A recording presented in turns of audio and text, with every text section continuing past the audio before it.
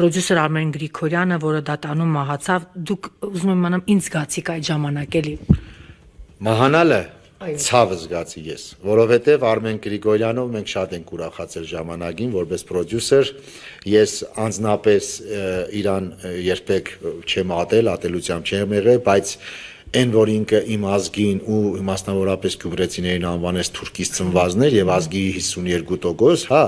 ես որպես մարդ, ես թուրքի ծնունդ չեմ։ Ես որպես տղա պատասխանել եմ ու առանց որևիցե այլ բառապաշարով ասել եմ ես չեմ իջնի քո մագարտակի քո բառապաշարով, բայց քո խոսքերի համար դու ժողովրդին պատասխան ես տալու։ Սա է եղել իմ պատասխանը։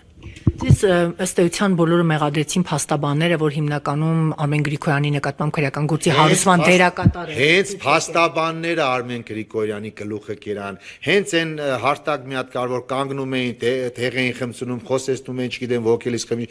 այդ տղեն այդպես վատ տղա չի եղել։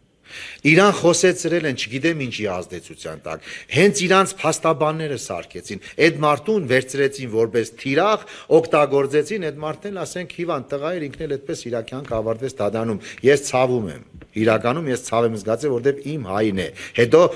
պատահական հայ չէ, ինքը ժամանակին մեզ շատ է ուրախացել եւ մեր պատիվը բեմերու բարձր է փայլ։ Քանի որ մեղադրանքները ձեր ուղղությամբ էին գնում, որ ըստ էության դերակատարը դուք եք, որ բողոքեցիք, հարուցվեց քրեական վարույթը եւ նա դատանի դալիճում մահացավ, լավ, փորձենք հասկանալ, պարոն Թումանյան, ինչ շահեցիք նրա մահից։ Ես ընդհանրապես բողոք չեմ ներկայացել, ես ինչ սուտ թեզեր է տարածում։ Ընդհանրապես ես կապ չունեմ ոչ մի բան հետ։ Իմ խոսքն է եղել ընդամենը։ Ու իմ խոսքից Արմեն Գրիգորյանը մահացավ, որ ասի դու սրա համար պատասխան ես տալու։ Ինչ հետետություն է սա, էլի։ Չի կարելի այսպես բաներ։ Ես պատասխանել եմ իր հարցին, իր տված ձևակերպմանը։